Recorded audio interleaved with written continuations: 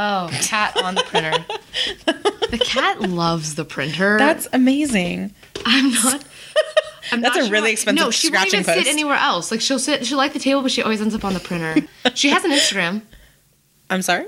It's Henny the Queen on Instagram. She's she sits on printers. Anyway, all right. 3, 2, 1.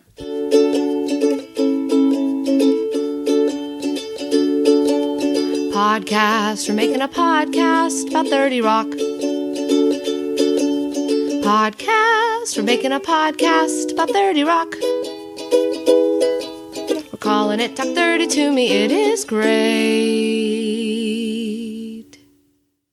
Hi, I'm Kelsey. Hi, I'm Kimmy. And this is Talk 30 to Me. Talk 30 to Me. Do. That's not the official. No, it's not. I just went for it. No, yeah. I don't like also, it, though. Shout out to Miss Kimmy Lucas here, who did an amazing job recording our theme on the freaking ukulele. Thank you. It took me so much longer than it should have. It's amazing. I've always loved you on the ukulele in general. Kimmy used to be in a band called the FUs, which they sometimes still make random appearances at weddings. There's a slight chance a cover of us doing Hamilton's Schuyler Sisters will be popping up in the not too distant future. But yes, you did such an awesome job at that. I can't sing and I can't play guitar or stringed instruments of any sort, so that was all you, and you did a fantastic job at that. Thank you. That was really fun, and again took away. I was like, this will be easy. Like 3 weeks later, I'm still working on it. And that's fine. I shouldn't have said that because people are going to hear it now and be like, that took 3 weeks. But thank you. I appreciate it. I had fun doing that theme song. It will be stuck in your head forever. It's been stuck in my head for about a year. Not a year. That was hyperbole.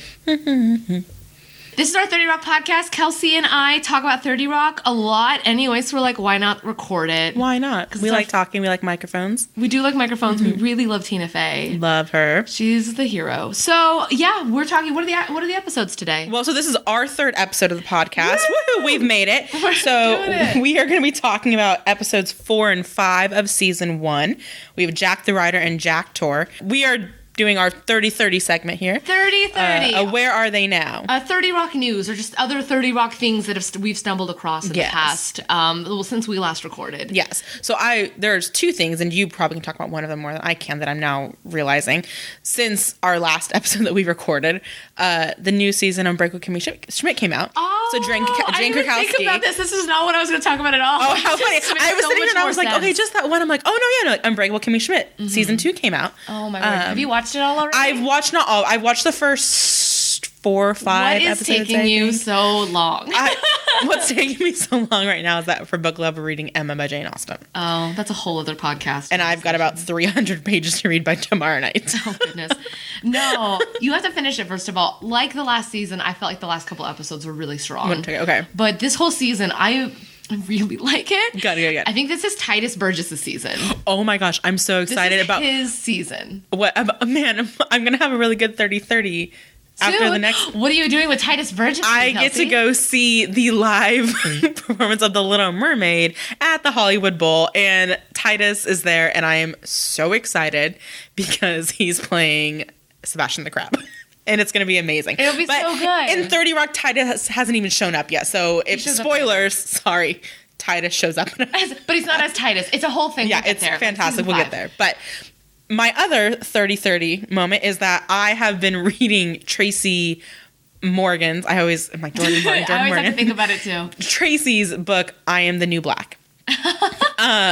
Which I've wanted to read for a long time. Like, I have an obsession with pop culture autobiographies. I love all of them. Like, you've obviously more Tina than Fey's. Anyone I know. They're so much fun. Like, I love them because it's so far from my reality. Like, it's just so entertaining to me at every level. And so Tracy Morgan's I had in my queue, because my favorite part about the autobiographies, I say reading, but I listen to the Audible version of them. I love reading books, like real books and Kindle books, but autobiographies are so much fun because 99% of the time, except for Kris Jenner's autobiography, the actual person the book is about, the author, is the one reading it, which is really, really fun when it's celebrities. Like, oh, Mindy Kaling, you're doing that. Or like in Tina Fey and Amy Poehler's books, they're talking about like a skit from SNL, and they put the actual audio from the live skit in there, which I do enjoy when they do that. It's kind of fun. So with this one, I had put it in my queue a long time ago to get it when I have another credit or when I finish whatever I'm reading now. Some of the reviews kept saying like, and when I saw it, I thought, oh my gosh, Tracy Morgan, it's like Tracy Jordan wrote a book. And the top review was like, if you're looking for Tracy Jordan's book, like, it's not the same thing. It's obviously not Tracy Jordan. Duh, it's Tracy Morgan. But he is Tracy Jordan. So I'm listening to it, and I haven't been disappointed yet. I've been just about as confused, but also enjoying the book as I am about Tracy in general. Like, he's not a great writer, but he's not supposed to be. Like, it's fine. I love listening to him read his own book. And I wish I had the physical book to compare with while I was listening to it, because I'm sure he goes off on these tangents when he'll be like, and I love my pal, whoever. Yeah, I really love you. And you're like, okay, like, he's like, I feel sometimes that he's reading the book like it's a letter to his friends, which is kind of sweet. At the beginning of the book, he kind of goes on, I don't remember everything about it, but he like goes on a Civil War tangent at one point, which was kind of interesting. So it was really kind of fun while I was listening to the book that he talks about Biscuit, we had talked about that on the last episode, where I'm like, who the heck is Biscuit? Like, why is that the random name that Tracy throws out? Like, and I got a character named Biscuit. You were really compelled by Biscuit's story. There was really gravy invested. And like, it was like this whole thing. And turns out you fixated on Biscuit. I did. And then I listened to this book, and he's talking about how, like, Biscuit is the character that got him famous. Who it was, a character he played, he wore a propeller hat, and he was just kind of representing what it was like to grow up where he grew up, which was in New York. And that was a whole other interesting thing. And he doesn't have a happy life. He talks about his mom and his dad and the divorce and getting tugged in both ways. And then his dad ended up dying from AIDS. At some point, it was just like this whole thing. And he used to play football, and it was just a very I never knew what Tracy's backstory was, and then I read it. I'm like, oh my gosh, like, rough life, but I'm so glad that he got to where he was. And he talks about going through the divorce with his wife, but he has a new girlfriend, but his ex-wife is still his best friend. He still loves her, and they're sticking out for the kids. And it was just, I just would like seeing characters that I enjoy in the show, seeing their actors and really enjoying them as well. And obviously Tracy in the last couple of years has gone through a lot of stuff. He had that horrible accident, and he's getting back around, and everyone's just so happy to see that he survived that, and he's just this awesome guy now. But it was really fun to read his book. I'm almost finished with it, because again, I've been reading Jane Austen, which is very different than Tracy's autobiography on every level. But yeah, so that was kind of an interesting book. So I suggest, if you enjoy Tracy in general, I think pick up his book, because it's just kind of, but there's definitely, you find a lot of things about Tracy Jordan, the character, do come from Tracy Morgan as a person, which is kind of fun and interesting. Wow. Yeah. No, it sounds like a really compelling book. He does have a really interesting story. And he's a unique individual who I really enjoy, and who has such flavor to this show. Yes. Well, that's good news. Well, I didn't have anything, so okay, cool. This is perfect. And plus, Biscuit is very interesting. Biscuit was fun. I forgot about Unbreakable Kimmy Schmidt. I watched the entire thing. Really? Okay. I watched all of it. I pretty much shotgunned it in a weekend. All right, I like it. That show is just a delight. I really like what they did with the different characters. I think Jane Krakowski is wonderful this season.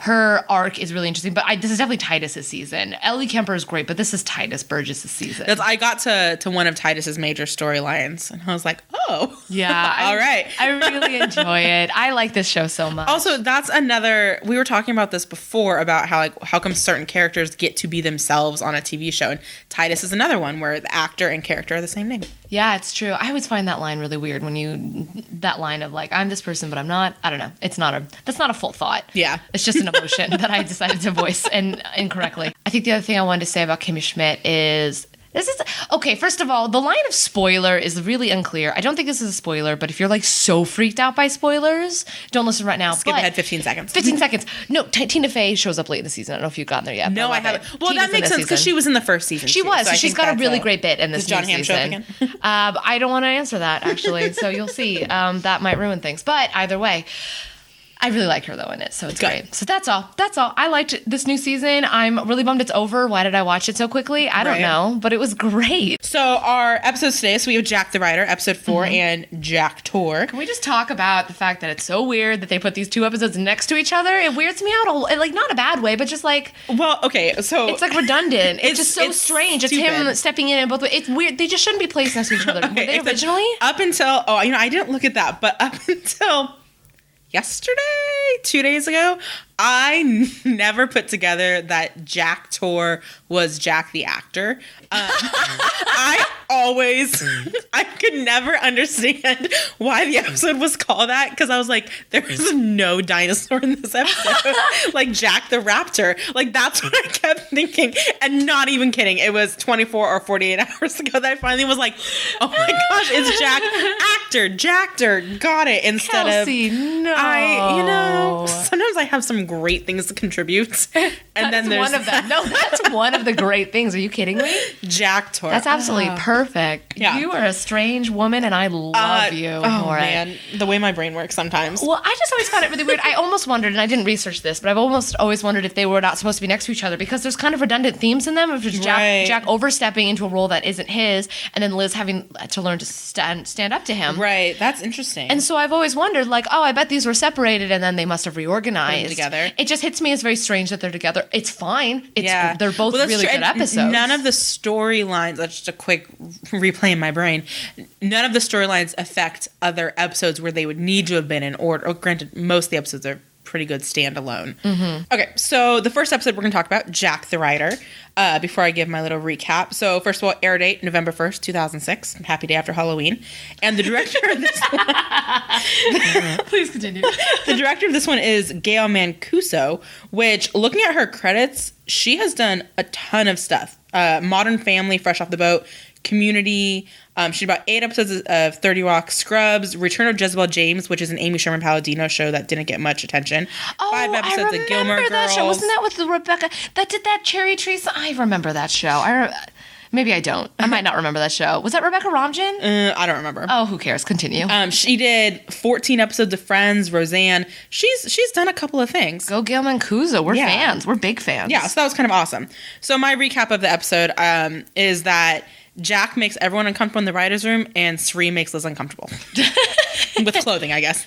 Sri makes Liz uncomfortable with clothing. That's kind of what Jack's the writer, and there's this weird clothing issue between Liz and Sri. I think those are the main points. How does it play out? How does it play out? That's a great thing. So Liz has to have some uncomfortable conversations. I guess she has uncomfortable conversations with everybody. I mean, that's Liz's is really job, what it is. really. Yeah. This whole show is Liz being uncomfortable, but particularly this episode. Yeah, so specifically so Jack, part of his 6 Sigma leadership training program is that, like, you need to understand how every part of your company works. And so he's going to be in the writer's room every day. And that... I understand the uncomfortable part of that, because I've had to do that before, where I've like done my job and somebody has sat next to me to watch it, not to critique me, but just to understand better so we can like improve things in the future. It's still not fun. Oh, it's like, have you ever tried typing with somebody looking over your shoulder? I worked at a law firm. Yes, I did. Right. You suddenly can't type the word "and." It's just horrible. And you're like, I swear I know how to do my job. I know how to type. I know my last name is spelled this way. I worked for our friend Andrew, and he used to like stand over my shoulder and then be like, "Why are you typing badly?" I'm like, "Because you're right here." Because you're right here. I would work so much faster if you're not over my shoulder. Luckily, we had that friendship where I'd be like, "Go away," and he'd go away, and then he'd come back and read it. You're like, "Look how much more I've done," because you walked away for 30 seconds and you were standing there staring at me for 5 minutes. So Jack is watching them. Yeah, so Jack is watching them, and they make some horrible sketches, and Liz ends up having to tell Jack, "You need to get out of the room," which then turns into Liz being told by Jonathan, which I would say would be an uncomfortable conversation, but Jonathan enjoys saying it for Jack, so I don't think it's really that uncomfortable for him. Having to say, "You need to apologize to Jack," and then Jack being like, "Don't apologize." It was just super weird and awkward, but it got Jack out of the room. Mm-hmm. And then this whole time, Sri is wearing some insanely inappropriate outfits, but then some of them also aren't horrible compared to the other ones she's worn. And Liz having to explain that there are certain expectations when you work, I guess is really what it is, and that she needs to change her outfits. And there's also some chameleonaire situation. It's Jack and Liz trying to find their balance better, I think. Yeah. That balance between boss and subordinate, husband, wife, brother, sister, landlord, tenant. I don't know. There's just they're just figuring out their balance, and Jack wanting to be Liz's friend, but having to look important and professional and stuff too, and how like he has control to his suit buddies and all that stuff. Mm-hmm. So it's just them finding a balance, which is really what the whole show ends up being about anyway. Yeah, no, I like they actually said the husband and wife bit, because I don't think probably a lot of shows explore this, but I like that the show really goes into what is it to have a work husband or wife, because that's a huge aspect I've noticed of the entertainment industry and a lot of industries where you often find men and women who are married, have their own family lives, but they kind of end up with a work husband or wife, which is just there's that person they rely on in the workplace, they're their friend, they're their confidant, and that's definitely the Jack and Liz relationship, their work husband and wife. Doesn't she, I think this is in a later episode, I don't think she says something in a later episode where she's like work husband / she describes the relationship that way, and then Jack just has, I don't know if it's a landlord-tenant comparison, but that comes up later on. But the one thing I do appreciate about their husband and wife, because I always just get icky feelings sometimes about when it's, a superior who's a male who's married and a female who's younger and not married, that you can just get icky feelings about that. And I appreciate that I don't get that about this. They do a really good job. There's no sexual tension or anything. Yeah, at all. Nothing at all. In my dorm, I had a friend in college who was like a hardcore Liz and Jack shipper. The hardcore Liz, and I'm like, that's a weird way to describe. That's how I made. So this is who she is. No, hardcore Liz and Jack shipper. Like really believed it was going to happen, and I never knew what to do with her because clearly they were nothing. Yeah. I mean, I don't know. And Tina talks about that in the Bible, that was never going to happen. No, it was never the point of it. And so I never knew what to do with that dear friend of mine. I was always just like, you're going to be really disappointed. Yeah. Because that's not this relationship. Yeah, not what it's about. No, perfect. This episode, can we talk about how the first joke is a Donald Trump joke? I know. I like so freaked out. I freaked out. Well, then because there's a Jeb Bush joke later. And I was like, too real. And is it in this one or in the next one where Obama's mentioned too? That's the next one. Is that the next one? But yeah, but I get they always did political jokes, but for me, I'm like, this election. It's this election. They knew that this would be culturally relevant 10 years later. It's in 10 years too. Maybe it's like some weird like universe mashing alternate. NBC has got their hands in the... Oh, yeah, it's true. If we were like truthers, would be like, this is a proof that they knew. Right. The conspiracy theories. The conspiracy. But yes, but so Don Trump was attacked by a lion on the international... Did you call him Don Trump? I don't think so. I hope not. I heard Don. You probably said Donnie Trump. You probably just shortened old, but I heard good old Don Trump. Good old Don Trump was attacked on the International Space Station by a lion. And this, of course, is happening while they are all distracted by Cerie's outfits. Yes. Oh, God. The things Cerie wears. Her different outfits. I just don't even... Which I wrote at one point, holy thong, because she's... And the thing that it made me... It reminded me of is there's an episode of Degrassi. Degrassi or Degrassi? Did you just like snobbily say Degrassi? Is it Degrassi? Degrassi? I don't know what it is. I've always said Degrassi. In potato. Yeah, potato, tomato. The cat is now asleep on the printer. Yeah. There was an episode, like, I don't know why I remember this. I didn't have cable or anything growing up, but that one of the girls got a thong and everybody was obsessed with it. And they wore their thong intentionally so that the straps came above their hips. It's super early aughts. Like, that's such an early 2000s thing. Yeah, that was just the whale tail. Yeah, which I'm just like, It's gross, but it's just, that's what cracked me up is all of this clothing is so like early 2000s that she's wearing. Like, this is the cool stuff that high schoolers are wearing, basically. It's ridiculous. No, let's do a Cerie fashion corner. Yes. Let's just do a fashion corner in general for this episode. Okay. The clothes are perfect in this episode. Yes. Because Cerie, at one point, I wrote down all of her outfits. I think at one point we did the whale tail and jeans with the rips in the back under the butt. Yeah, that's not a thing. How does that happen? Maybe she got stuck getting off the subway and like the turnstile had some stuff on it and it ripped, so her butt's falling out. It's just so absurd. And then she wears that denim vest. Or she decides to maybe turn them into shorts and then stopped halfway through. Yeah. Exactly. No, I did those tears entertain me heavily. Then the denim vest and the tartan skirt. Mm-hmm. And then she wears a mini skirt with a tie. Yeah. On like a tank top and a hat. Which that was at least the more modest of the outfits. It was one of the more modest ones, but then my favorite one is definitely poncho and underwear. Like, why is that okay? Well, and then later on, at some point during the episode, Liz has to have a discussion with Cerie where she's like, you need to wear a bra. And Cerie's like, no, I don't. Whatever. And so then the next day she shows up and she's like, look, Liz, I'm wearing a bra. And she's wearing a bra and underwear under a see-through dress. It's absurd. She's like, well done, Cerie. Good job. Colors hit me as early 2002. Like, that's when Victoria's Secret was exploding. It was all hot pinks. And then when she wears that tartan dress and it's the ridiculous, like, tank top short combo. All the sweat gear, too, when everyone was into Juicy. Oh, yeah. I love these clothes because they're such a reminder of, like, when I was, like, a teenager. And it reminded me how much Paris Hilton was a thing. I forget. Oh, yeah. Remember when Paris Hilton was all anyone talked about? Yep. And what was funny is everyone was like horrified. Like, I can't believe we cared this much about Paris Hilton. Does anyone talk about Paris Hilton anymore? Well, I think it was BuzzFeed the other day that had, it was some BuzzFeed story, I think, that was talking about all the different cell phones that Paris Hilton has had over the years and how she like jumped. Why am I not reading this article? Dude, right now? It was like she jumped between a BlackBerry, or she like started with an old flip phone and then went to a Razor and then had a BlackBerry and then an iPhone and then back to a BlackBerry, and like she's had a BlackBerry recently, like 3 years ago, and then she's walking around with 3 phones at one point.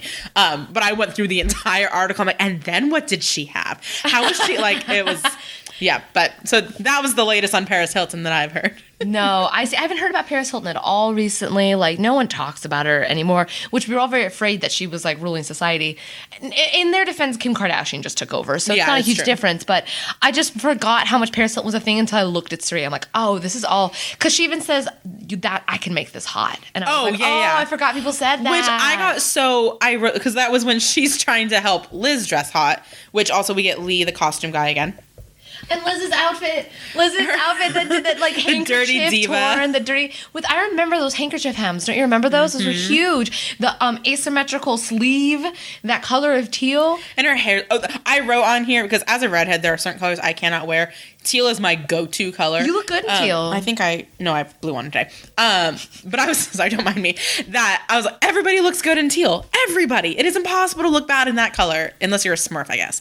But like, sorry, that's the only. I was like, somebody who's blue, a Smurf. But she looks beautiful. Like, that dress would have been if it didn't say Dirty Diva on the front of it. Oh, see, okay. I mean, it's a beautiful color on her. Like, I'm not saying like that they shouldn't have adjusted sleeves and made it, but like in general, like it wasn't unflattering. Like, for the time, I think it worked, like the whole sleeve situation, but it said Dirty Diva on it. It was great. No, that's my story. That scene. That's the first scene of 30 Rock I ever saw. I know I told the story about watching the second episode, the first Season 2, Episode 1. That was my first episode, Seinfeld Vision. But I remember the ads, and that was in the ad. And I remember thinking that was so sad and funny, was them throwing things at her or telling her she looked like a fancy prostitute. Right? You look like a fancy prostitute. Oh, dude. I love that bit. So the close in this also, the other thing I noticed, I will never get over, I'm probably going to talk about this every episode, a shocking amount of boot cut jeans. Just those boot cuts with those boots so you can put your boots underneath. It's just such a different world we live in now. Which I can't even, I'm always like, I need skinny jeans so they can go underneath my boots. Yes. That's why I paid money for my boots, so you can see the boots. Exactly. And I forget that people used to always wear boots under the jeans, which hits me as, I mean, of course we'll be doing it, like our children will be doing it in 10 years. It'll be like super cool. I don't know why I say my children in 10 years. I don't have children now. And at 10, we have to have kids in 10 years. We have to have kids like right now, and when they're 10, would they be doing it? Probably not. Anyway, but like people will be doing it in 10 years because 90s is a thing now. But the boot cut jeans, there's so many. I forget that they're a thing. And the only other time I'm reminded of boot cut jeans is there's a camera store down the street from where I work. So often I'll be at lunch outside of it, and there is a cutout of a woman with a camera looking cool, but she's clearly from like 2004 because she's got big old boot cut jeans on. Oh my gosh. And it delights me to no end every time I see it. It's just so of the time. I love it. But I love the clothes in this episode. I did want to see, because when Suri does make that comment about, I can make this hot, I was really disappointed that we don't see what she does to make it hot. She just like walks away with this tan suit, basically, and says, I can make this hot. And then I wanted to see her do something to make it hot, and it didn't show up. Something. So I'm hoping that's a deleted scene somewhere. Yes. All right. So what did you think of these incredible? So Jack's offering all these ridiculous catchphrases. They're trying to go catchphrase backwards. Oh, yeah. I really love nuts to you, McGillicuddy. I'm going to try to use that. And then beep, beep, ribby, ribby. That shows up other points in the show. Does it show up later? I think it does, too. Because I feel like I knew beep, beep, ribby, ribby really well. For some reason, I'm associated. The Robot Bear sketch was the last episode, I think, or on one of the... Does it just become their go-to robot sound? Is beep, beep, ribby, ribby? I mean, that's my go-to robot sound as well. There's something very fun about saying beep, beep, ribby, ribby. And there are a lot of really good lines in this episode. I mean, because this is when you get live every week like it's Shark Week. Oh my I don't believe in one-way streets. I see that Shark Week quote on totes and things. I for a while I was like, 30 Rock didn't invent this. I see it everywhere. No, 30 Rock invented that line, and I've seen it on posters and being someone who is in some way, shape, or form affiliated with Discovery. Anyway, that line always just destroys me, and I think it's even used. Discovery has put like, decided, people quote like- it. Like, I think they adopted it. Maybe not. But I see that quote everywhere, and it starts here. That's awesome. Well done, Tracy. Go, Tracy. I love it. And that's, of course, when he's giving his advice to Kenneth, which starts with the episode. The first scene you see after the opening credits is Tracy standing in the hallway throwing bologna at the wall. They never touch on the bologna thing. It bothers me every time. Like, no one, Kenneth doesn't even peel it off. They just leave the bologna. Just there. Which part of me was really bothered, then part of me kind of wants to buy bologna because it sticks. Apparently. It stuck really But well. It just reminded me, because I've spent a lot of time recently at high schools for different competitions, and I like have to run to the restroom between breaks, and the spit wads on the ceiling and the wall, that's still a thing, and that's gross to me, but that's what this just kept reminding me of. Did we not grow that when we got cell phones or like apps? Like, I can't hope you? so. If there's an app for throwing spit wads at the fake wall. That's so not digital. Yeah, what a gross thing like to that's do. nasty. That's Come on, what that kids. I is. thought you were all technical. Yeah. This is really the birth of the Kenneth Tracy, though, in a lot of ways. The Like, this start is where we of start their- the real weird dynamic that they have. Yeah, because then it ends, well, one of the things is with him going to anniversary dinner with the fake wife, not the... That's not her. I know. I've seen her in other things too. I've seen that actress. Yeah. But I'm intrigued at the choice of getting her, and then they get a Yeah, different at what Mrs. point Angie Jordan. did they switch? Yeah. I can't remember if she's, like, because I don't think Angie shows up again for another season or two. I She don't... doesn't show for a little bit at Yeah, least. so I think that... And they hire Sherry Shepherd. Is Yeah. it Sherry Shepherd? Yeah, it's Sherry Shepherd. Yeah, so they bring on someone else. But it was weird seeing Mrs. Jordan be like, oh, that's not... Like, you do not work well with Tracy, because Sherry Shepherd just does an amazing job. She's Like, so their good. stuff is so much fun that this lady is a little bit too Mrs. Huxtable to me, for Though me. I liked her because she had a real good sassy face, but it's not Mrs. Jordan. It was Yeah, just it's strange. You know, early season problems. Yeah. Early in the season. Oh, wait to do the Frank Hat report. Yes, I know. Which... Frank Hat report. That's a good theme song. I might just have to keep that one. So we start with Ninja Expert, and then we have Arcade Champ. Arcade Champ. And then doesn't it go back to Ninja Expert? Well, it goes Bigfoot Expert. Oh, I missed Bigfoot Expert. So when they're doing all the jumping and back between Cerie's different outfits, because they get like a couple of days in a row, that's where Hat's got a couple of franks on his head. I really want Bigfoot Expert, actually. That'd be a fun I like hat. that one. That's my favorite one. But yeah, so when he goes back to Ninja Expert, He has Ninja Expert on and off in this episode. yeah, he does. Yeah, there was a couple of Isn't and that he his does first hat, too? Yeah, In the very first episode. That was Ninja so. Expert. Because we talked about the fact that, like, how can you Yep, be a it Ninja is. Expert? It is, yes. And then he goes back to Arcade Champ. So this is going to be interesting to see how many of the hats they repeat. Yeah, we're going to find... I've never noticed the repeating hats until... 'cause I That's was always, never tracking that's so it. funny. Then I'm like, oh wait, like we've seen that one We've before. done this before.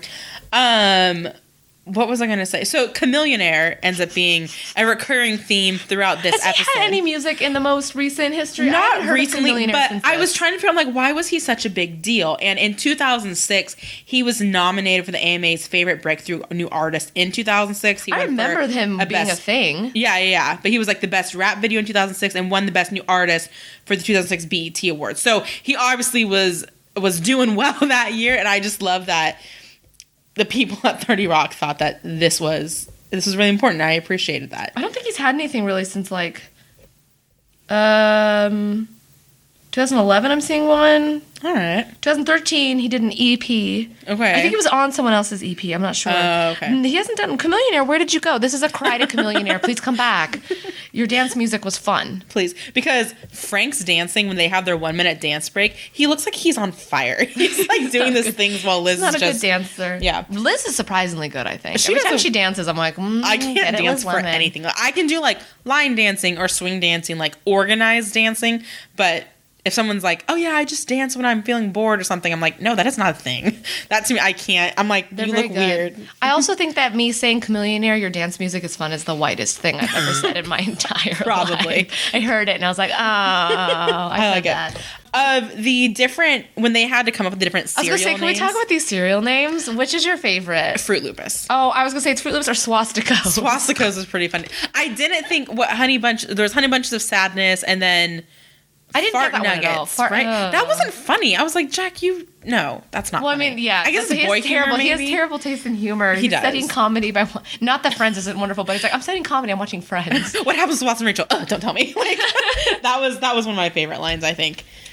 I love this is when the first and not the last time that we learn about Pete and his relationship with his kids. that how it's just awful weird. it is? Yeah, but he's scared Kyle, of one of his kids. the little one. He's so strong. I really like that. I also like that Pete fails at everything, including when he's even trying to kick something. He just falls over. That was like he can't even kick a chair over. He just falls. Just that poor man. Scott Adsit absolutely just owns the sadness that is Pete. And I got really lucky. I saw him do a comedy show recently. I think I talked about this last time.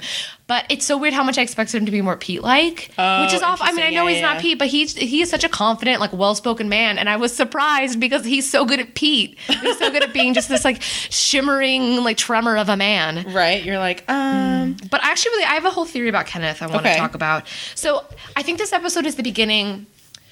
Without saying too much, Kenneth is a very special character, and I think this episode really starts setting that thread that Kenneth is a little bit magical. And it's a joke. He talks to the rat like, "Rat, go get help," when he's trying to climb. Which I was like, all right, Enchanted and Snow White. Yeah, but there's the thing I noticed really interestingly. The music, from what I gather, doesn't really interact with the characters much on the show. The music just plays and it happens. It's a background thing. The music interacts with Kenneth. Yeah. Like Kenneth will be walking and then the music stops and then he turns direction and the music picks up again. And the music will play to his steps. The music interacts with Kenneth in this episode, and I'm really excited. I haven't noticed that before, and I want to watch. Pay attention to that. Because Kenneth, there's always a little bit of a magic to Kenneth, and I'm wondering if this is already them establishing it. The world interacts with Kenneth in a different logic than it does with everyone else. Okay. And he's magical, and I think the music, this was the first time I was like, oh, this is proof of it.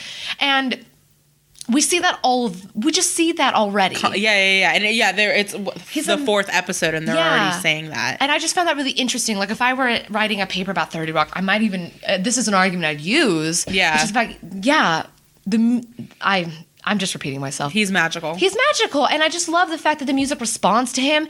And so maybe at first it's so silly that the rat, he's talking to a rat to go get help, but the rat responds to him and runs away. Right. Obviously, it doesn't help, but we also don't see how he gets freed. And so for me, I'm like, what if this actually, the joke isn't that, oh, he's so ridiculous, he talks to a rat. Maybe the joke is the fact that Kenneth is so magical, a rat actually did help him get down. We just don't see it. So I then took that scene, because then we talked about this before, how I just think about things so logically sometimes with this show. I go way too abstract. Well, that I'm sitting there, I'm okay, he's breaking into Yankee Stadium, so he needs the nachos. So then he gets over the fence and has to go find a concession stand that's open while the stadium is closed to get the nachos? Or did he go there and like get the chips and the cheese and make the nachos? I couldn't figure out how he then got so you did the nachos, you did a good job of that, Ken, but I don't know. It's a really funny little weird moment. Tracy at one point, Kenneth walks into the room and he says, "What's the frequency, Ken?" Do you know what that's referencing something? When he says, "What's the frequency, Ken?" No. There was a situation where Dan Rather was beat up by a guy, and the whole time he was getting beat up, he kept saying, "What's the frequency? What's the frequency?" So that's what, yeah. When did Dan Rather get beat up? I don't know. What? He did something that didn't make some, or I think it was just some he was dude on the interviewing street. someone and someone punched him? No, it was, according to IMDb, Tracy asked Kenneth, "What's the frequency, Ken?" as a greeting. What's the frequency, Kenneth, was a question asked repeatedly of Dan Rather. The CBS News anchor was walking down a street in Manhattan in 1986 when a man attacked him from behind. After throwing him to the ground, the man, while kicking Rather, kept asking him, "What's the frequency, Kenneth?" This bizarre crime was a much talked about event and was interpreted as something as I closed my window. Dear Lord. Yep. Oh, by a song by R.E.M. Oh, okay, that's what it was. Dear Lord, that happened. What a deep cut. Right? That is a deep cut, 30 Rock writers. My hat's off to you. That's incredible. Yeah, that was Also, poor Dan Rather. I know, poor dude. Poor dude. Sorry, not that I know. This says a lot about our age that you and I did not know this happened. I feel like this was probably a huge thing. 86. I wasn't born for. I wasn't born. Yeah, we weren't born yet. I like when Liz finally gets to the point where she needs to tell Jack, like, yo, you can't be in the writer's room. She says, you can't be in here anymore, which I just heard in my head, you can't sit with us, from Mean Girls. It was very Mean Girlsy. Yeah. It was very Mean Girlsy. I wonder where that came from. Mm-hmm. It really bothered me the way they put the fish in the fish tank. He puts it in wrong. You can't just let a fish into a fish tank. You have to let it sit for a while. Which I learned. Pet peeve. I had a lot of fish for a while. Bugged me. That's all. I killed a lot of fish. Hey. I just love that Tracy's desire is a fish. Like, right? We're only free as long as we're free to pursue our desires. Also, Kenneth's Chinese was pretty impressive. Right? I was impressed. He really puts emphasis into his enunciation. He does a good job, and I appreciate it as Chuk Mong Nat Moi. One of my friends, that's Happy New Year in Vietnamese. That's really good. One of my friends the other day posted on Facebook and asked me if I could remember how to say cat in Vietnamese. And I'm like, gong meow. But I wrote it out, gong meow, like a cat, because that's what I am. But I can appreciate Kenneth's Chinese. He gave really good he gave a real good like effort into saying it correctly, which is very important. So I don't know if you noticed, but in this episode, there were actually 2 Star Wars references that I caught. There was so much Star Wars in this episode. I'm like, which continues throughout the series as well. And Star Wars in the next episode as well. Did I miss it in the next You episode? missed it. Oh my gosh. Maybe when I go through my notes, We'll come back to it. We'll touch that too. But yes, there's so much Star Wars in this show. Her love is clear. Yeah, and at one point, I don't remember what this was about, but they referenced something looking like the back of Vader's head. And I don't remember what that was about, but I wrote that. So seeing the vulnerability of Jack was like the back of Vader's head. head. Yeah, there we go. That's what it was. Like, again, like if you didn't know what Star Wars is, you'll miss some of the jokes. Mm-hmm. Captain Nita, who the heck is that? And you're like, It's so fun, but... Yeah. I wanted to say, what was your favorite line? Because I know mine immediately. Oh, you go first. I don't know what my favorite line is. My favorite line is most definitely when Jack calls pizza greasy peasant food. That was a good one. Anytime where Jack acts like anytime the show deals with like rich people, their concept of wealth is so absurd and funny to me. And just the way they express like greasy peasant food. I like that one a lot. That's the MVP. That's the MVP line of the day for me. I feel so cliche to be like, oh, but live every week like it's Shark Week. That's not cliche at all. Because that's one of the best lines. I know, but that's what I'm like. I should like something different. But I like that one a lot. You're not saying it's your favorite 30 Rock quote ever. You're saying it's your best one in this one episode. It's the other best line. I just something about greasy peasant food kills me. One other thing that I really want us to pay attention to, because I've kind of noticed it a little bit, are all the time when they're walking around the studio, you hear all the background overhead announcements, and most of the time they're talking about sketches that people need to get called to the floor for, or to the studio for. If you hear creaking, it's because the cat is now standing up and stretching. The cat is now standing on the printer. So at one point, what you hear overhead is Josh to the set for sniper talk, is what it sounds like. And I didn't then hear that one. Another one. Well, and I hear them up because I watch with closed captioning on. So I end up seeing. I know, I'm old. And then the other one that it's so-and-so to the floor for homophobic Hague. What does that even mean? I don't know, but I think that I write them down whenever I hear them because I think they're really entertaining. So there's a new segment that Miss Kimmy wanted to introduce here that she's really excited about. I'm really excited about this one, and I shouldn't be, but it's the Cuss Corner, where because they're on network television, they cannot cuss. They can't say the things that they want to, that we normally do to express frustration or disappointment. Never. I know, it's network television. You can't say a lot of things on TV. So a lot of times I thought, and maybe they didn't invent these words. Maybe I was just really naive and I only heard them first on 30 Rock. But they have a lot of really unique cuss or expletive type words that they invent. And I think the first big one is this one. Nabbit. I think that one already existed. Probably. No, but they have one, and the first one is wang, where Liz gets so upset and she goes, being such a wang, which I love. So I pulled it up on Urban Dictionary, and it's already really lovely. Do you remember what you thought that meant? I thought it was penis. Okay, fair enough. That's what I would have thought too. I would have immediately go, it's a penis. But it pretty much, first of all, wang is, do they have the thing where they say it? Wang. Wang. They say it. Okay, A, it's a very common Chinese surname. Oh, you're being such a wang, I Mr. know, Wang. Mr. Wang. B, it's an ancient brand of computer systems. I did not know that. And C, B again. Why is there 2 B's? It's a penis. And then can I please... So this is the thing. They said, and then the example is ad placement in papers by a computer cell in the 80s. Learn how to use your wang in 3 sessions. It's you know what it sounds like that makes. I wonder if we're in Friends where Chandler has to give me the weenus, where's the weenus? It's like the weekly and what like the net usage statistics or whatever. Exactly. It was probably some weirdo acronym. It's got to be some acronym for something computer. Oh, that's so good. So that's the cuss corner. They're gonna cuss in a corner. Only in the corner. You go to the corner after you cuss. None of these songs are actually gonna stay. No, it's fine. These are all terrible songs. One more thing about this episode. There was also no Jenna in this episode. I know, another no Jenna episode. Yep. That's 2 in a row. 2 in a row. Sorry, Jane Krakowski. All right, let's do Jacktor. Kelsey, walk me through Jacktor.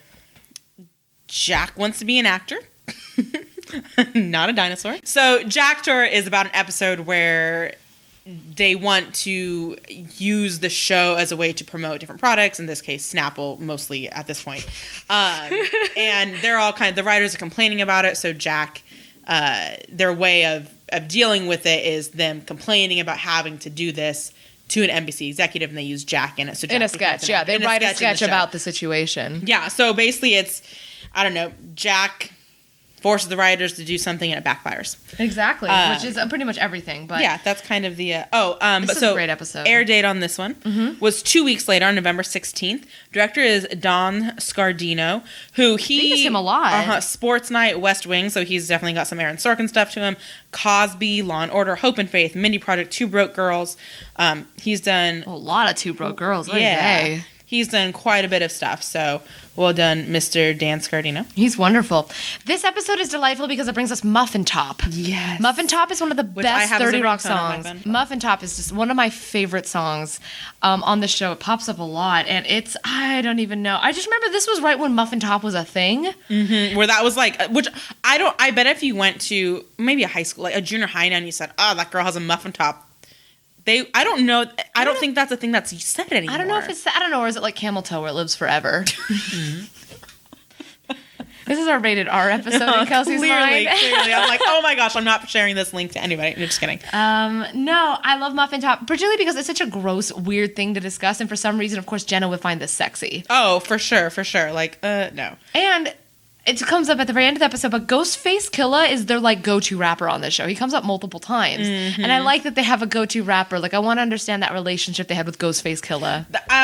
There's a part of me, and this might be wrong, that I feel like Ghostface Killah might have been mentioned in Tracy's autobiography. I don't remember. Are they like bros? Maybe. That would make sense. I am saying that, and I'm saying that very hesitantly. There's something about that makes me think that. But something happened where the closed captioning said that there was an orgy at Elizabeth, and then it gets cut off. The closed captioning says Elizabeth Hasselbeck.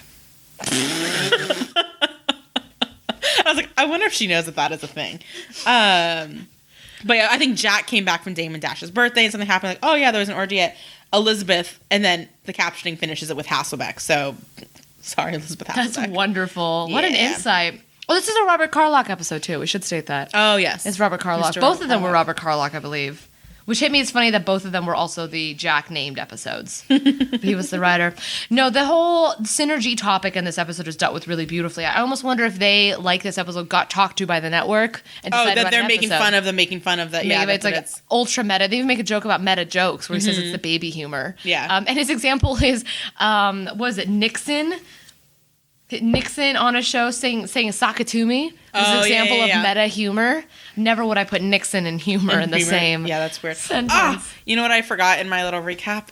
Failing. And Tracy can't read. Yes, this is the Tracy is illiterate episode. Dang it.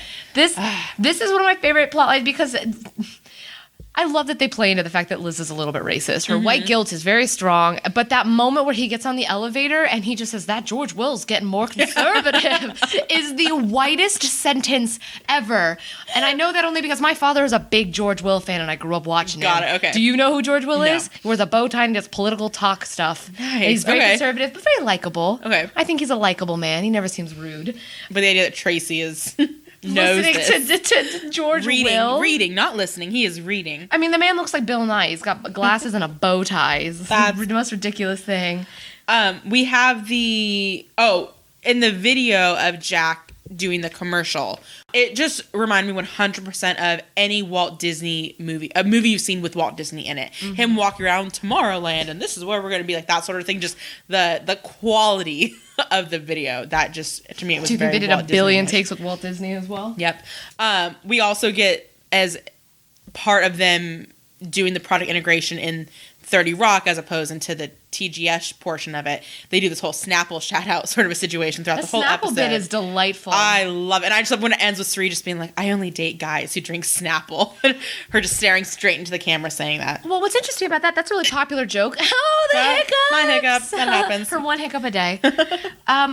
This show... It's really popular right now to do a lot of like really meta product placement because people don't watch ads anymore. Branded content, product placement is super important.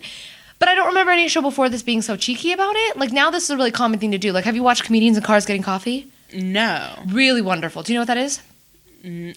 There's something about that sounds familiar to me, but Jerry Seinfeld gets comedian into cars and they drive around. They get coffee. Right. And they Okay. talk. Okay. That's what it is. Okay. It's absolutely delightful. There's a whole bunch of jazz music in it. It is the most soothing thing you'll ever watch. Okay. Oh my gosh, it calms me down so much.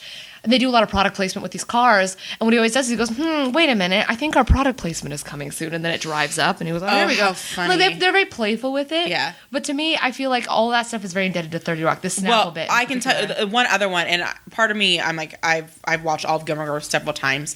That there is an episode where Rory gets a sidekick. Oh. And that's like a big deal about it. They do, but is it as aware? Like, are they playing with it? Like, oh, no, I we guess have they're not product playing with it. placement. So yeah, it's not the same way, but it's very obvious. You're like, I was gonna say product placement's Yeah. been a thing forever in TV. I mean, did you ever see Scott Pilgrim versus the World? I saw that That's a with movie. you at Comic-Con. Oh, we were at Comic-Con together. I forgot you were at that. I was there. That was delightful. We saw that with them all in the room. They were all in the room, but like the Coke Michael Zero Cera in my thing. heart. Oh, yeah, that's no. true. So product placement's huge. What I love about the show is how much they're turning it on itself. that they're like, look at this. They're joking about it. Yeah. And it is delightful. So I really, really enjoy that aspect of this episode. Yeah. I also love that Tina, damn it, I gotta get this straight. How Liz Lemon's statistics are terrible. What is the line? That there are more people literate in the Sudan? Oh yeah, there are more. What did she say? There are more people graduating from high school in the Sudan than there are in America or something. She's like, or was it teen pregnancy in Sweden? And I may have I didn't get the actual facts, but I pulled it up and I forgot to write it down, trying to figure out what the actual teen pregnancy stats were in Sweden at the time. And I think it says that they were actually really, really low. But I may have tried to look that up and then I failed. So they beat us in teen pregnancy. I think so. Or Dang it. in lack of teen pregnancy. Yeah. No, I just love that. It reminds me of that Portlandia bit where they're all competing about what they've read and what the New Yorker says and whatnot. I've never seen Portlandia. Oh. I think I would probably like. I've heard that I would like it. Portlandia is perfect. It pretty much makes you just realize how absurd you are, and then lets you love yourself anyway. I like it. That's a good thing. It's delightful. Plus, it's Fred Armisen. So like we get to this whole thing where like, oh, Tracy can't read, and I was very shocked and confused, and that Jenna noticed sooner than Liz did that Tracy wasn't sticking to the script about things, because Jenna doesn't pay attention to anybody but herself, but all of a sudden she's like, excuse me, Tracy. But I guess because when it pertains to her, I think she notices. That's why. But when like going back on like this whole Tracy can't read storyline, at one point part of the reason why Liz is assuming Tracy can't read, well, number one, he does the crossword puzzle with the smiley faces, which that's how I do them too, so it's fine. But is that how really? No. Is that not how you're supposed to do crossword puzzles? Well, the funny thing about all those things that he's doing wrong before they insinuate that he's illiterate, it's like, well, he's literate and he's still doing these things? Right. He's bored. He's tired. What's worse? Yeah, that's true. What's worse? Like the fact that he's literate and he just always goes through emergency exits? That's why I'm always running to the ladies' bathroom. But that I was kind of interesting that at one point she goes to his mailbox and sees that it's just overflowing with things. And I had two things to say about that. Number one, my mailbox at work is always overflowing because I don't want to walk to the production room to get my mail. And you're illiterate, so... Yeah, exactly. Right? I mean, I'm worried they're going to figure it out eventually. And then the other thing, later on, there's a situation that involves... I'm not going to say all the details, but like Kenneth goes to Liz and she's basically like, I looked in your mailbox and it's overflowing just with a certain type of brochure. And I'm like, all right, Liz, we know that you can read, but later on you don't check your mailbox either. So I don't think that is a fair gauge as to whether Tracy can read or not, because she left those brochures in there. That was just me. Bone to pick. Excuse me. Mm-hmm. Then we get the Star Wars reference. I did write it down. I just forgot it when we were talking about the other one. So Toofer and Frank decide they want to play a prank on Jenna because she's getting all paranoid. And so they decide to pick on her by telling her that Jack needs to cut an actress or an actor by saying that my friends in accounting, Lando Calrissian, that Jack is going to fire an actor. And Jenna, who clearly was in that group of people that did not think Star Wars was cool. Clearly, yeah, no, that's Didn't what know it who used Lando to be Calrissian like. was. Now Jenna would be wearing Star Wars shirts and be like, oh my god, I love BB-8. He's so hot. She would. She would be so into BB-8. But yeah, she would talk about how she made out with BB-8 at a party, at the after party. That would be Jenna's joke. So... No, I love that. Was one of my favorite Star Wars references, actually, because you know how like in an Aaron Sorkin show, every character likes all the same stuff. Like, they all have the same voice in a lot of ways. Like, there's that episode of West Wing where they're all arguing about different... What is it? Gilbert and Sullivan. There's an episode of West Wing where every character is arguing about Gilbert and Sullivan musicals. There is no office on this planet where, unless it's an opera office. That's Ainsley's one of her first episodes. Yeah, but there's no office on Earth where every single person's like, no, this Gilbert and Sullivan musical. It's clearly Aaron Sorkin infecting every character. Like, you all know this. You all, like, there's no way that would actually happen. It's part of the Aaron Sorkin universe that everyone happens to know about Gilbert and Sullivan. In this universe, it's Star Wars. It's Star Wars. Except for, like, the weird, kooky characters everyone knows about Star Wars, which delights me. It's true. At one point, when they're talking about the sketch that Jack's going to be in, and Liz's like, I'll fax you any changes by 9 a.m., and just anyone faxing anything. And I know this was 2006, so I know that might have been some current technology, but it just... You don't have to use faxes at work anymore? Oh, I have to use them. That is so archaic. I hate faxes, but I use them. Faxing is so horrible. It just... Wow, you have strong feelings about I faxing. have very strong feelings about faxing. We have gotten away from it in a lot of areas at work. We still have to use it for certain things, and I loathe it every time. I hate it. A lot of people have to reach me by fax, and it's really frustrating. That's horrible. It doesn't work a lot. That's now you pity me. I think this episode really is the first time Jonathan comes out as, like... Yes, this is the first episode where we really see Jonathan's love of Jack. He starts showing up a bit in the last one. But yeah, in this episode, it becomes very... clear, particularly when they're arguing with him about wanting to do it, and he calls them all, oh, I'm sorry, you're James Joyce. He calls them all these artists, and did you see Jonathan's face? He's in the background. Livid. No, he's just furious, like, how dare she challenge him?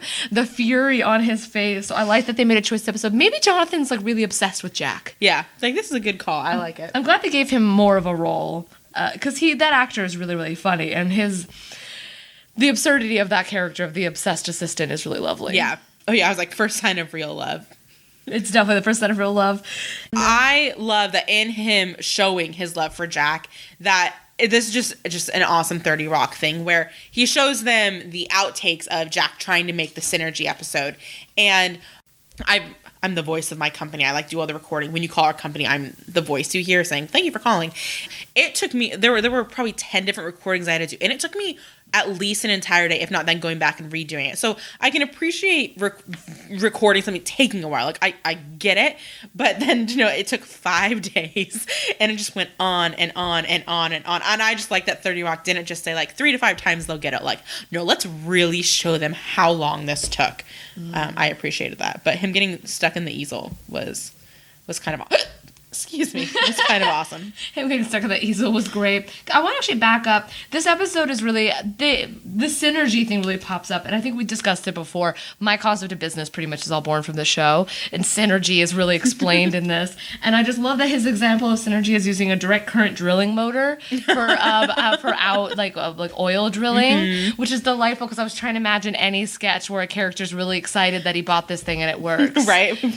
It's the perfect example. So then Jenna is trying to figure out how to save her job she wants to use her sexuality to save her job, and she's going to talk with Jack, and I'm going to go to Jack's boss, and she ends up hitting on and sleeping with Jack's fake boss from the sketch. I love that bit with the fake boss with the dairy creamer, purely because that's absurd, but I've pulled that kind of thing on accident before, where I was with a guy I liked, and like, God, this is like, I don't want to say when this is because it's a little embarrassing, but it was like right after college, and I liked him, and I was with a bunch of people, and they were doing the cinnamon challenge, and I've beaten the cinnamon challenge, so I was like, I'm a shine. This is going to be my moment. I'm going to do great. So I did it, and of course, first time was a fluke.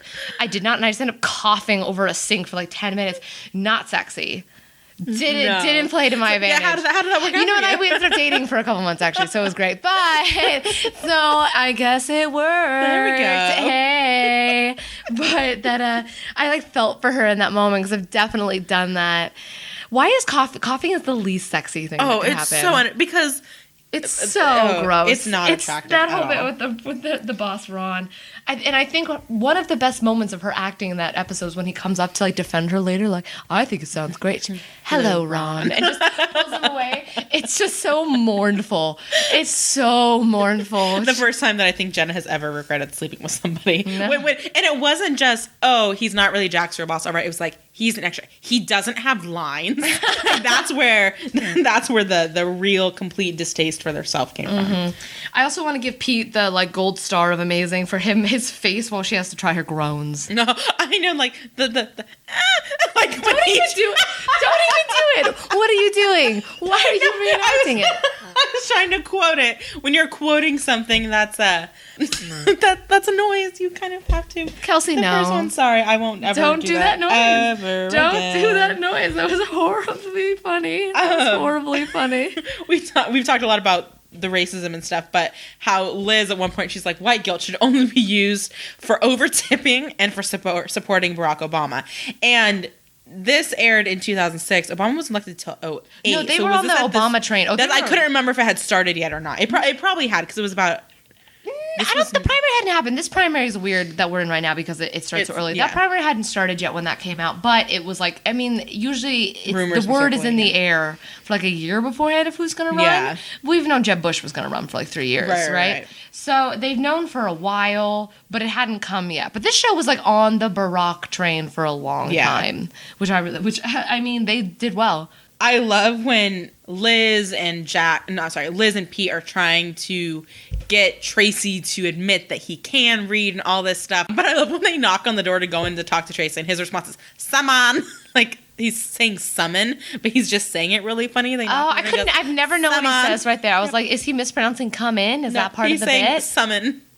But summon. Oh, is that what showed up on closed captioning? It's what showed up on closed captioning. Gosh, this closed captioning thing is actually really getting to the bottom of some of my curiosities. Dude, I love closed captioning. Well, Donald Glover's in this episode. This is Donald Glover appears. Did you not see him? No, because I know he appears later on when it's a flashback No, he's for in Tracy. this episode when Ron is eating. He's like, you can't eat this. He's like, you're in costume. You can't eat. And he like, he's the that's guy Donald Glover. Cameo. Well, not a cameo. Donald Glover. Donald Glover. Well, and this was because he was a writer on the show. Yeah, he wrote. He was one of the writers. They pulled him out of it. He was living in NYU the first year they were writing this, which blows my mind. That's awesome. One of the funniest human beings on this planet is Donald Glover.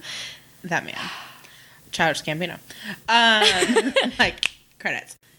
I wanted to take note that Liz Lemon's clothing game really got better. And her hair was better this time. Her hair was better. She wore a lot of I think there was 3 kind of sexy dresses in this, which I was really impressed because she has really been rocking the hoodie, kind of big sweater, and jeans. But she wore 2 dresses. One of her tops was real low cut. Yeah. I was very impressed. I was like, oh, look at you. Look at you as a bit of a lady. I was very impressed with that. And I also did not understand why the heck Jenna was wearing that French outfit. If you watch any sketch show, that's her actual hair. To any sketch show, they're always wearing wigs. Everything absurd. Can you imagine getting that off and getting done up for another sketch within a minute? No, thank you. It was just absurd. I was like, we're trying to play into the coquettishness of her. That outfit made no sense to me whatsoever, but she looked amazing. Right. She can rock it. I love whenever anybody talks and you get just more background to the characters. I'm like, Josh ate a club sandwich with a toothpick in it at one point, but also that Jenna was once engaged to David Blaine. We learned that.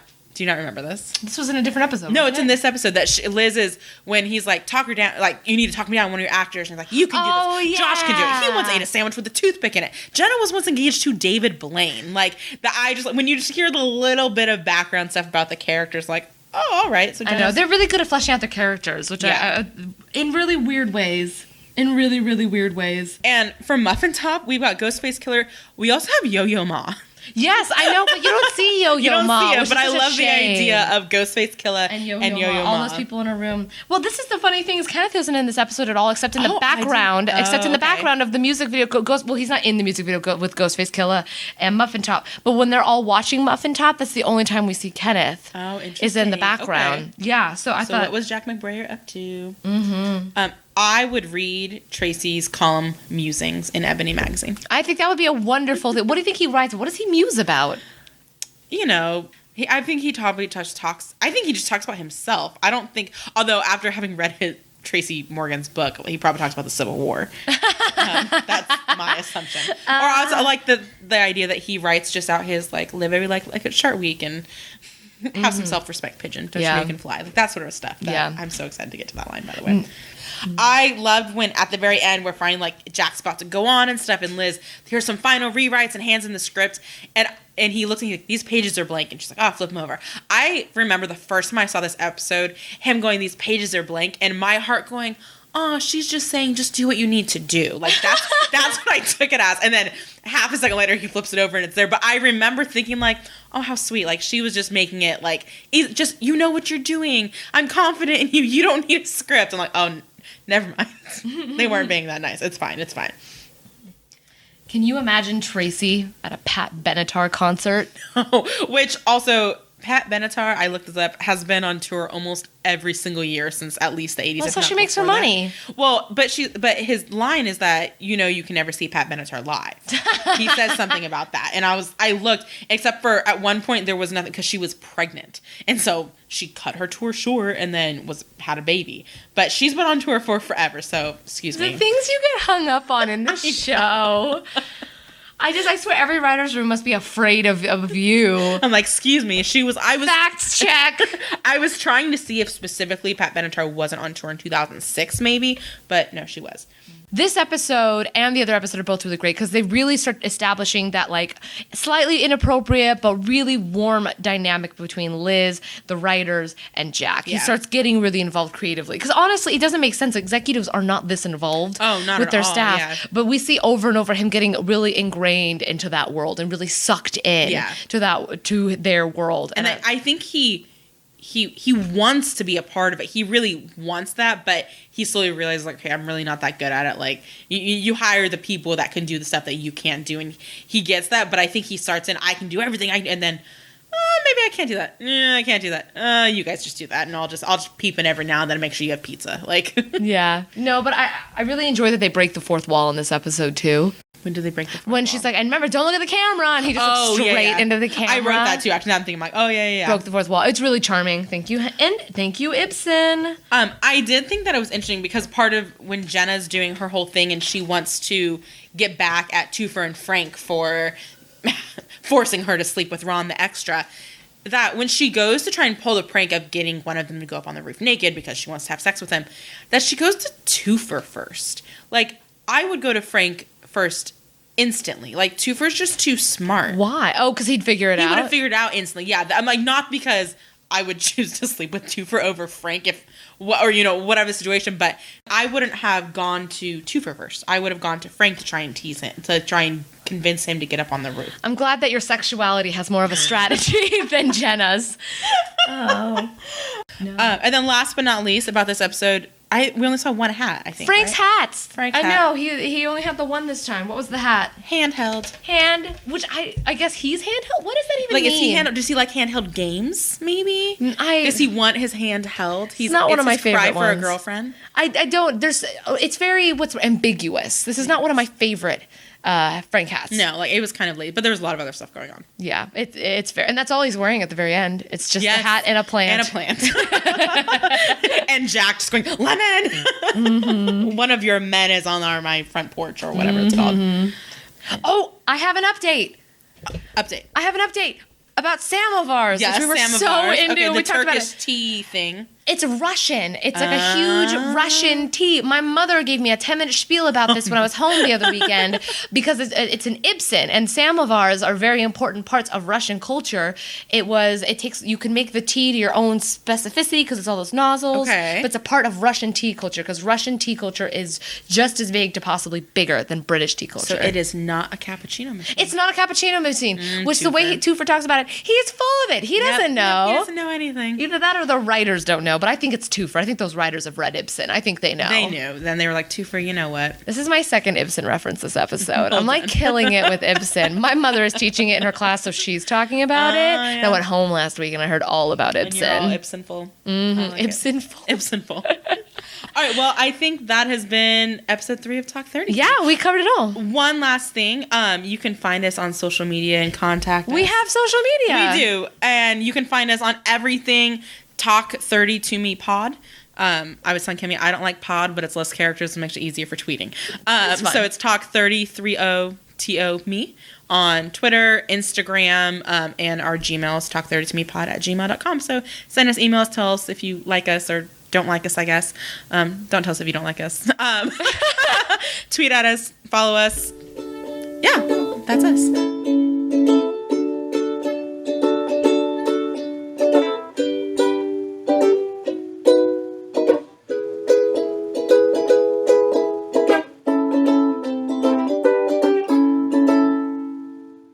Do